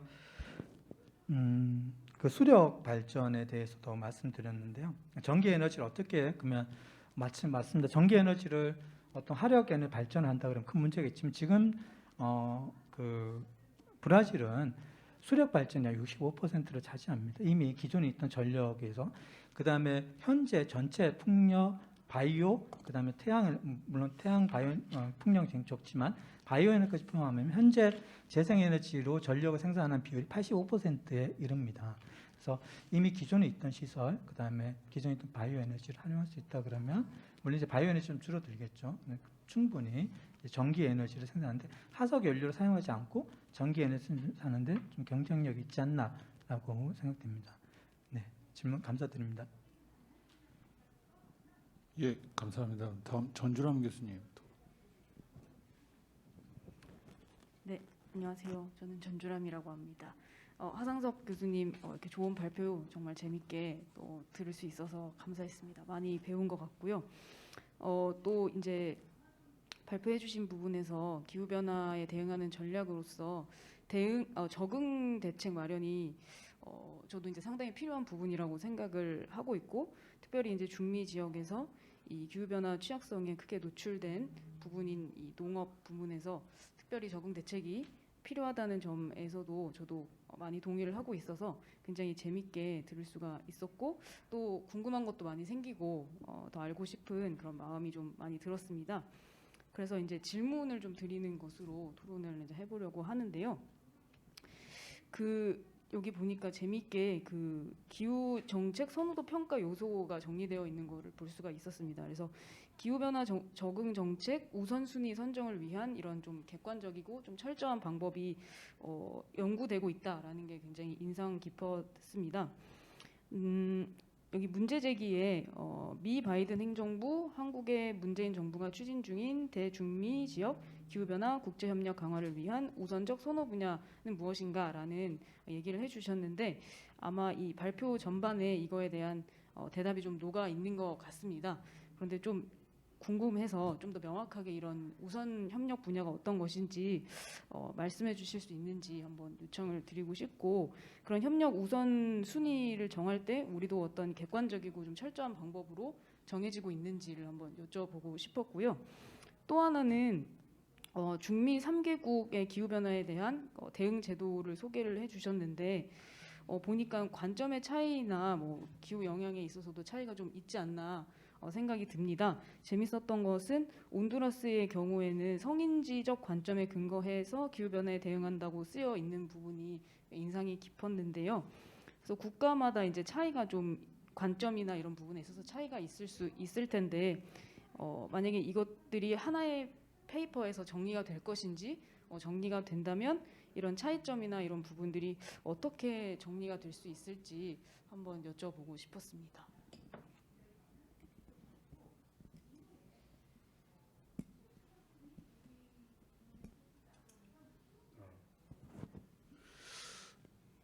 네, 질문이 너무 발표 자료 전체를 아우르는 질문을 주셔서 약간 발표할 때 제가 좀 미진했던 부분에 대해서 보완적 차원에서 좀 질문을 해주신 것 같습니다. 정책 선호도 평가 지표들은 요새 꽤 많이 분야별로 좀 발전해 오고 있는 것 같습니다. 가장 많이 그 정책 선호도 평가에 사용되는 지표가 되게 기후 전문가들 입장에서 보면 이제 취약성 부분에 대해서 굉장히 많이 연구를 하고 있고요. 취약성에 대한 정의, 취약성을 어느 부분까지 더 확대해서 할 것인가라고 하는 부분이 대부분의 기후 정책 또는 대응 정책 선호도 평가에서 굉장히 많이 활용되고 있는 지표입니다. 근데 되게 이제 그 기후 사회학 쪽에서 보면 좀 다른 입장들, 예를 들어서 정책의 효율성 문제, 뭐 기후 가버넌스의 문제, 그다음에 경제 사회적인 효과성 이런 것들이 사실 이제 좀 더 지표로 들어가고 있는 상태이고요. 그 좀 다른 것 같습니다. 그 학문 영역에 따라서 정책 전문가들 아니면 뭐 기후 사회학자들 따라서 이 정책 선호도 평가에 대한 지표 선정들은 꽤 다른 것 같고요. 일반적으로 이 정책이기 때문에 지금까지 하고 있는 어떤 정책으로서 일반 정책 지표들 어떤 정책을 만들고 집행하고 결과를 어떻게 낼 것인가라고 하는 순서, 효율적으로 잘 정책들이 집행되는가라고 하는 이런 지표들을 갖고 한다면 그 변화는 좀 더 여기다 업그레이드돼서 기존의 취약성 부분하고 경제사회적 부분에서 지금 얘기를 하고 있는 것 같고요. 그런 부분에서 그런 지표들을 가지고 중미지역을 보면 저는 가장 우선적으로 그 지역 자체가 사실은 이런 부분에 너무 많이 취약하기 때문에 취약성 조치에도 그렇고 정책 이행도 그렇고 그다음에 좀 더 이 지역에 좀 더 많은 국제 협력을 했을 때 효과성 부분에서 더 많은 효과들을 낼 수 있는 그런 부분이 없지 않아 있어서 지역을 좀 정해봤고요. 모르겠습니다. 다양한 어떤 지표 선정이라든지 아니면 이런 방법론들이 사실은 개발이 되고 있어서 저도 계속해서 좀 공부를 하고 있는 것 같고요. 온두라스 각 개별 국가들 개별 관점에서 다 다르게 나타납니다. 아무래도 갖고 있는 뭔가 자연 자원이라든지 그다음에 위기에 대한 어떤 개별 국가들의 차이, 예를 들어서 이런 것들이 좀 다르고, 예를 들어서 이런 것들입니다. 뭐 니카라구아 같은 국가는 기본적으로 가장 많은 온실가스 배출이 되게 이제 가축 부분 또 이런 겁니다. 이게 그러다 보니까 그쪽 부분에 대한 어떤 대응 정책들이 나온다든지, 온두라스 같은 경우는 되게 산림 정책을 잘못해가지고 너무 많은 산림 황폐화를 보여서 그쪽에 좀 집중해서 NDC 전략들을 만들어낸다든지 좀 이렇게 각 개별 국가가 갖고 있는 그 취약 부분들, 취약 정도에 따라서 NDC 보고서들이 다 다르게 지금 작성이 되고 있지만, 요는 아까 말씀드린 대로 뭔가 사회 부분들, 그러니까 취약 계층들을 어떤 정책 결정 가버넌스에 어떻게 합류시킬 것인가라고 하는 이 고민들이 다른 여타 어떤 이 정치라든지 경제 정책 이런 것과 비교해서 기후 정책에서는 이런 취약계층들을 좀 더 끌어들여서 이들의 의견 좀 듣겠다라고 하는, 아무래도 이제 국제적 수준에서 또는 국제사회가 또는 국제기구들이 요구하는 데 들어서 이런 기반화 가버넌스의 새로운 모습에서 이런 취약계층들을 면밀하게 원주민을 참여시킨다든지 온두라스의 흑인 공동체에 참여시킨다든지 아주 구체적으로, 그다음에 뭔가 그 기후변화 취약성에서 가장 심하게 노출되어 있는 여성 부분들 어떻게 할 것인지에 대해서 좀 모르겠습니다. 실제 정책으로 이행을 하고 있는지에 대해서 면밀히 조사는 해봐야 되겠지만 제도적으로는 이미 그렇게 가겠다라고 만들어 놓은 것 같습니다. 이상입니다.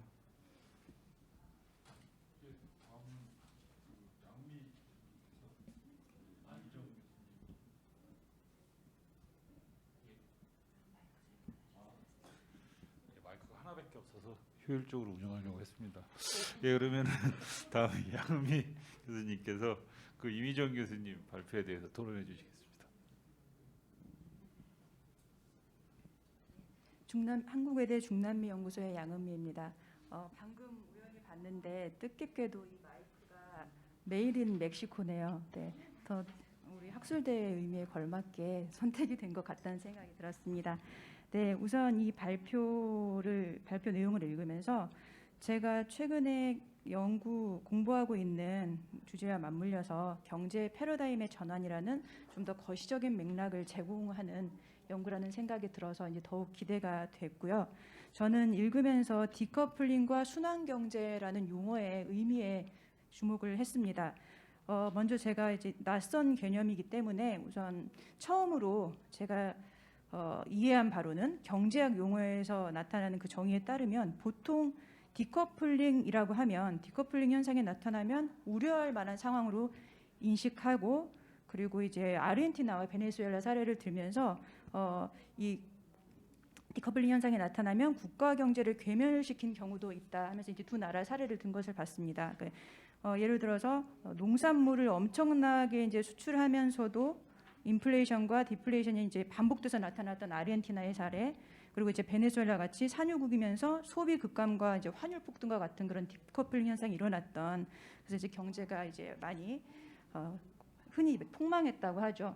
그런 사례로 이 두 나라를 들면서 이제 디커플링을 이해를 했을 때, 그리고 교수님의 발표를 봤을 때 이게 매칭이 되지 않았어요. 왜냐하면 이제 전체 끝까지 가보면 여기서 말씀하시는 디커플링은 의도적인, 좀 더 창조적인, 파괴적인 혁신이라고 하죠. 그러한 전략으로서 이해가 됐습니다. 그래서 찾아보면서 2019년에 디커플링이라는 제목으로 한국에도 책이 나왔는데 브라질 학자죠. 그러니까 분야가 좀 다르기는 하지만 하버드 경영대학교 교수 출신으로 그 딸레스 테이셰이라, 그래서 파괴적 혁신은 기술이 아니라 고객 불만족에서 시작된다라고 이제 쉽게 그가 말하는 내용을 요약을 할 수 있는데요. 그래서 지금 이 경우에 비춰 보자면 천연자원 위기 그리고 이제 환경 문제 같은 그런 근원적 위기에서 시작해서 더 이제 역동적인 프로액티브한 순환 경제로의 전환을 추구하고 있는 그런 사례로서 라틴 아메리카 그리고 전 세계의 그런 노력으로 이해를 했습니다. 그래서 교수님의 발표를 들으면서 이제 이쪽 그 후자의 의미가 이제 더 강하다고 이해가 되는데, 이제 제가 이해한 것이 맞는지 한번 확인을 해주셨으면 하는 바람이 있고, 그리고 또 개인적으로 이제 제가 연구하고 있는 주제는 그 자원 그리고 특히 쓰레기 재활용, 그리고 그것의 재활용의 불가피함과 거기에 부여되고 있는 그런 역동적인 의미 비중, 그리고 이제 구체적인 그 대상으로 보자면 까따도르질 이슈라고 하죠. 그 쓰레기 수집자. 그래서 파벨라와 이제 많이 연관이 되죠. 왜냐하면 그 쓰레기 수집자 그들 자신이 거의 빈민촌이라고 하는 거대한 쓰레기산이 있는 파벨라 같은 지대에 거주하는 경우가 많이 있는데요. 그러니까 아시는 것처럼 지금까지 이제 그들 자체가 쓰레기로 많이 인식이 되고 또 비인간의 지대에 위치하고 또 음지화되고 그런 경향이 있었다면, 최근에 이런 순환 경제로의 순환 노력이 있으면서 이들에 관한 논의 자체를 공론화하고 또 양지에 위치시키고자 하는 노력이 있습니다.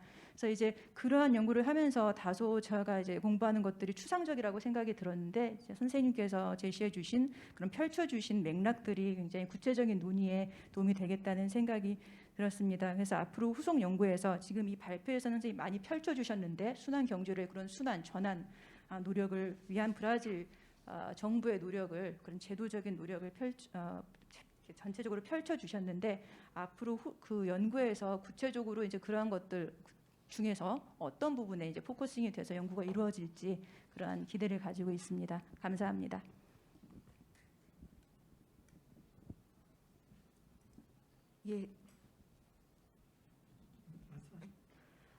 양은 교수님 굉장히 날카로운 질문을 해주셔서 감사드립니다. 저 디커플링은 아까 잠깐 우리 개인적으로 이제 얘기를 하면서 좀 논의를 했던 부분인데요. 이 어떻게 보면 디커플링은 어떤 상황에 따라서 그 용어가 쓰이는 용도가 다른 것 같습니다. 그런데 이제 여기서 아까 이제 제가 설명했듯이 지금 여기서 말하는 이제 디커플링은 천연 자원을 많이 쓰는 어떤 라틴 아메리카의 어떤 기반적인 어떤 산업 체계에서 그러한 그 자원과 그러한 가운데에서 이제 생산을 많이 하고 그러다 보니까 이제 그러한 가운데서 경제 성장을 추구하는 패턴이 바로 이제 라틴 아메리카의 성장 패턴입니다. 그러한 패턴을 이제 분리를 시키자 이거죠. 지금은 이제 자원을 효율적으로 사용을 함으로써 이 자원을 추출을 하는데 필요한 여러 가지 이제 땅이라든지 아니면 자연 환경 훼손이라든지 이러한 것들을 갖다가 분리를 시켜서 디커플링을 시켜서 이제 성장은 하되 그것을 효율적인 차원에서 그것을 성장을 추구하는 그러한 분리 작업을 이제 디커플링이라고 얘기를 할 수가 있고요. 그리고 두 번째 질문은 제가 이 말씀을 들으면서 너무 약간 충격을 좀 받았어요. 어떻게 사회 계층과 연결시켜 가지고 어떤 그 쓰레기에 관계되는 어떤 그 처리를 어떤 식으로 이제 사회도 어떠한 식으로 이제 환원을 해서 계층을 갖다가 환원을 시키는 이러한 부분인데 굉장히 이러한 면들은 어떻게 보면은 추상적이라고는 말씀을 하셨지만 진짜 현실적으로 와닿는 그러한 부분인 것 같습니다. 그래서 이러한 부분들도 지금 순환 경제를 통해 가지고 자원을 계속 순환을 시키고 그리고 쓰레기를 배출을 줄이고 이러한 것들은 낭비를 없애는 그런 차원에서 시작이 되는 거거든요. 그러한 가운데에서 한번 사용했던 거를 갖다 계속 이제 아주 완전히 폐기될 때까지 사용하는 이러한 가운데에서 우리 사회 계층도 어떻게 보면은 그 계층이 어떤 이제 낭비적인 차원에서 그러한 이제 빈부의 격차가 심하게 나타나는 이러한 상황은 바로 이제 경제적인 부를 얼마만큼 더 많이 가지고 있고 덜한 사람들이 이제 서로 계층 의식을 가지고서 이제 생활을 하는 가운데에서 이런 것들이 점점 계층이 어떻게 보면 자원을 통해서 생겨나는 어떤 부의 가치를 점점 줄이면서 그 계층도 줄이는 가운데에서 좀 실천할 수 있는 그런 방안이 될 수 있지 않을까 그런 생각도 저도 양은미 교수님이 질문하는 가운데서 잠깐 생각을 해봤고요. 그리고 이제 혁신이라는 것은 이 그 파괴적인 혁신은 이미 이제 그 혁신이란 자체에서 파괴적 그 새로운 제품을 만들기 위해서 그 이전에 사용했던 어떤 기술을 갖다가 파괴를 시키고 새로운 이제 기술을 만들어내면서 부를 창출하는 이러한 방식이 지금까지 선형 경제에서 이루어져 왔었습니다. 이런 것들이 이제 순환을 하면서 그 파괴를 없애고 위기를 없애고 이러한 가운데서 계속해서 순환할 수 있는 어떤 일정한 이제 안정적인 어떠한 성장 이것을 실천하는 방법이 순환 경제의 실천 방안이 아닌가 그런 생각이 들고요. 저는 어느 부분에서 이제 좀 집중을 하려고 하냐면 주로 이제 산업 쪽에서 지금까지는 이제 가치 사슬, 글로벌 밸류 체인에 의해서 이루어졌던 지역 간의 어떠한 분화된 어떠한 분업 관계였다면 지금은 이제 좀 서로 협력하는 가운데에서 얼마만큼의 이 가치 사슬이 선형적이 아니라 순환적으로 이루어질 수 있는지 거기에 대해서 이제 중점을 두는 그런 연구를 하려고 하고 있습니다. 예, 질문 감사합니다. 예, 감사합니다. 세 분 발표해 주시고 세 분 토의해 주셔서 감사드리는데 혹시 플로어가 없는데 혹시 뭐 질문? 인문학자로서 디커플이 뭔지 모르겠습니다. 그거는 뭐 아까 아니 뭐 시간이 안 되진 않는데 혹시 디커플링 두 분의 의견이 약간 다르신 것 같아서. 한 2분 3분 남았는데요. 제가 뭐 아무도 질문 안 하시니까 그래도 의무적으로 몇 가지 과문하지만 여쭤보면은 이거 그냥 진짜로 잘 몰라서 여쭤보는 건데 장유영 교수님께 하나 이게 아까 보시면은 지금 그 댐 증가 같은 게 그 산림 황폐화의 상당히 중요한 원인 중에 하나라고 하셨는데 그럼 재생 에너지로서의 수력 발전 증가와 이 댐 증가가 가져오는 산림 황폐화의 또 일종의 이제 프로와 콘 약간 그쵸 네거티브 포지티브 하는데 이게 브라질 같은 상황에서는 어떤 네, 영향이 그 브라질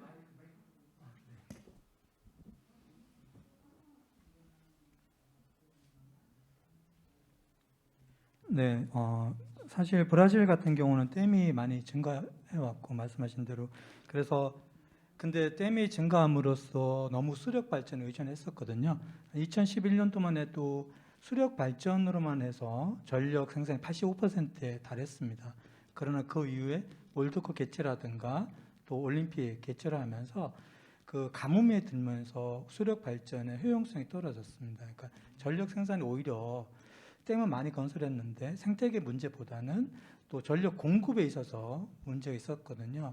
그래서 지금 아까 61% 최근에 61%까지 떨어졌는데 그 이유가 이제 기후 변화에서 벗어나 보자라는 의미에서 댐에서의 그 전력 수급을 줄이고 있고 그 댐에 의존하지 않고 댐을 확대시키기보다는 기존 댐은 유지하고 지금은 그 풍력이라든가 또는 태양광 발전 이런 데 지금 투자하고 있습니다. 아마 댐 문제 때문에 아까 말씀하신 대로 이제 기존의 댐들이 아마 생태계에 미친 것은 명확하다고 생각되고 있고, 근데 그 자료들을 제가 찾아봤거든요. 근데 그 과학적으로 의미가 있는 자료들을 찾아보는데 그 연구자마다 평가하는 방식이 다르더라고요. 또 그래서 여기에 대한 평가도 또 필요하다라고 생각됩니다. 예, 네. 감사합니다. 감사합니다. 네, 뭐 또 제가 조금 제가 쓸데없이 궁금한 게 많아서 근데 그 두 번째 이제 하 교수님 그거는 아무래도 중미 지역 같은 경우는 좀 분리해서 사고해 볼 필요가 있지 않나 싶거든요. 그러니까 어떻게 보면 전 지구적 기후 변화로 인한 어떻게 보면 중미 국가들의 피해 문제, 즉 이제 기후 변화에 따른 대응 문제겠죠. 뭐 허리케인이라든가 아니면 아까 얘기했던 산림 황폐화 문제 같은 경우도 사실 원인과 이 그 임팩트는 사실 전혀 지금 다른 상황인 것 같거든요. 그래서 좀 그 부분인데 그거는 뭐 답변을 바라는 건 아니고 제가 문득 생각이 났고 그리고 이제 이비정 교수님께 제가 하나 진짜로 이거는 저는 좀 약간 우리가 생각해볼 문제가 사실 이게 전 지구적 차원에서 보면 그렇지 않습니까? 이게 순환 경제 당연히 해야겠죠, 그렇죠? 근데 아까도 말씀하셨지만 지금 디커플링 얘기도 나왔지만 라틴 아메리카 같은 경우에 아주 쉽게 얘기해서 철광석 수출해야 되는데 철광석 재생하면은 수출 못하지 않습니까? 물론 이게 전 지구적 문제라는 관계가 있지만 사실 이제 제가 그 리튬 같은 것도 해보면은 지금 리튬도 재생 기술들이 있거든요. 이제 배터리 전기 배터리가 아주 리튬이온 배터리가 정말 광범위하게 보급이 되면 그 다음부터 사실 리튬 연료가 어느 시점에서는 더 이상 원료로서의 리튬은 생산 안 해도 될 수 있을 순간이 온다라는 게 이제 이런데 그러면은 사실 칠레든 볼리비아든 페루든 아르헨티나든 저희 리튬 수출 못 하거든요. 그러니까 이런 문제에 대한 생각도 좀 어쨌든 저희는 라틴 아메리카의 뭐 발전 전략에 대한 사고도 안 할 수가 없으니까 그러니까 이 뭐 당연히 저 독일 같은 국가들처럼 뭐 원자재를 수입하는 나라들에서는 순환 경제에 대한 고민이 있겠지만 라틴 아메리카 같은 경우 좀 더 다른 발전 전략을 고려할 때 생각해 봐야 되지 않나. 예, 그러한 점들이 진짜 가장 어떻게 해결하기가 좀 생각하기가 해결책을 찾기가 상당히 어려운 부분인 것 같습니다. 근데 이제 브라질의 경우를 이제 하나의 농업 쪽으로 이제 좀 부분에 조금 한정해서 이제 답변을 드린다면 이것도 이제 어떻게 보면은 브라질이 제조업도 어느 정도 발전한 나라이기 때문에 그게 가능하다고 생각이 드는데요. 이게 전통적인 어떠한 이 농업 방식을 통해서 그 외부에서 이제 들여온 어떤 기술적인 그러한 측면뿐만 아니라 이 자연을 활용하는 어떠한 전통적인 뭐 유전 양식이라든지 이거를 회복하는 어떠한 방식이 어떻게 보면 이제 고유한 생물학적인 측면에서 굉장히 많이 개발이 되고 있는 것 같습니다. 근데 이제 그거는 어떻게 보면 제조업과 그리고 또 그 1차 산업과 이제 접목된 상태에서 이제 브라질 자체의 어떠한 기관에서 이제 만들어내는 그러한 기술 혁신이 일어나고 있기 때문에 그게 가능한 건데 만약에 이제 다른 나라에서 뭐 광물을 갖다가 생산을 한다든가 이런 것들은 진짜 많은 기술 혁신, 특히 이제 선진국이 주도하는 어떤 기술에 편입이 되지 않고서는 이것을 사용할 수가 없고 굉장히 불리한 그런 위치가 될 수밖에 없는 거죠. 이러한 문제들은 상당히 어떻게 그 기술을 갖다가 완전히 표준을 만든다든가 아니면은 그 페이턴트를 갖다가 양보를 한다든가 선진국이 이런 식의 방법을 통해서 이제 보편화를 시킨다면 라틴 아메리카 국가들이 조금 더 좀 더 접근할 수 있는 어떤 한 방법이 아닐까. 그것을 어떻게 보면은 이제 그 경제적인 패턴으로만 얘기할 것이 아니라 이제 전 지구적인 어떤 우리가 일반적으로 제약 같은 복제 그 약들이 있잖아요. 이런 것들도 이제 어느 정도 기간이 지나면은 그것을 이제 기술 그 뭐라 그러나요? 그거를 이제 풀어주는 것처럼 그런 부분도 그러한 주도하는 국가들이 좀 풀어주면서 이제 같이 공생하는 그러한 방법으로 어떤 개척을 해 나가는 것이 가장 바람직한 방법이 아닌가 저는 그런 생각을 해봤습니다. 굉장히 어려운 문제인 것 같습니다. 예, 감사합니다. 시간이 좀 남아서 궁금한 걸 좀 여쭤봤습니다. 예, 그럼 1시간 반 동안 세 분의 발표자와 토론자분들께 감사드리면서 저희 세션 여기서 마치도록 하겠습니다. 예, 감사합니다.